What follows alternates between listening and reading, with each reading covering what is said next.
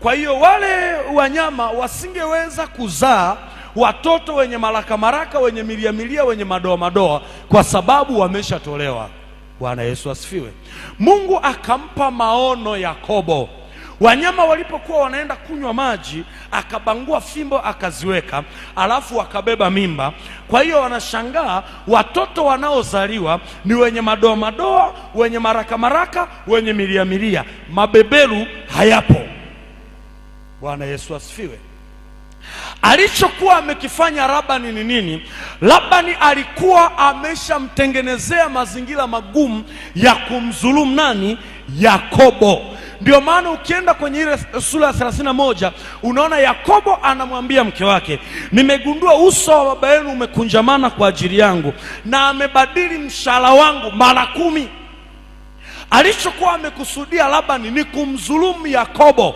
Alikuwa ameshamtengenezea mazingira magumu amdhulumu haki yake, lakini kwa sababu Yakobo alienda na uwepo wa Mungu, kwa sababu Yakobo alimkabidhi Mungu maisha yake, unaona Mungu anaingilia kati. Alipotaka kumdhulumu, Mungu akaingilia kati. Katika ulimwengu wa roho, mabeberu yakatokea, yakawapanda wale mifugo. Wanashangaa hakuna wenye madoa na wanazaliwa, hakuna wenye milia wanazaliwa. Katika mazingira magumu ambayo Yakobo amekutana nayo, Mungu ameingilia kati. Ninataka nikwambie nini, mtu wa Mungu?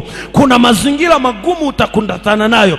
Kuna saa adui atatamani aizulumu haki yako. Kuna saa wataleta maroho ya chuma ulete. Kuna saa watakupiga vita. Uwe na uhakika ya kwamba Mungu atakuletea msaada katika hayo mazingira. Labani alijua amemmaliza kabisa Yakobo. Alijua amezulumu mshahara wake. Hakujua yupo Mungu anayeweza kuingilia kati, akampelekea msaada katika mazingira magumu. Si Mungu akuletee msaada katika mazingira magumu ambapo adui anajua amekuibia, ambapo adui anajua amemaliza, akakuletee msaada. Haleluya! Mungu akakuletee msaada. Adui ambapo atasema nimeshachukua kila kitu, nimeshamaliza, hapo ndipo ambapo msaada wa Mungu unatokea.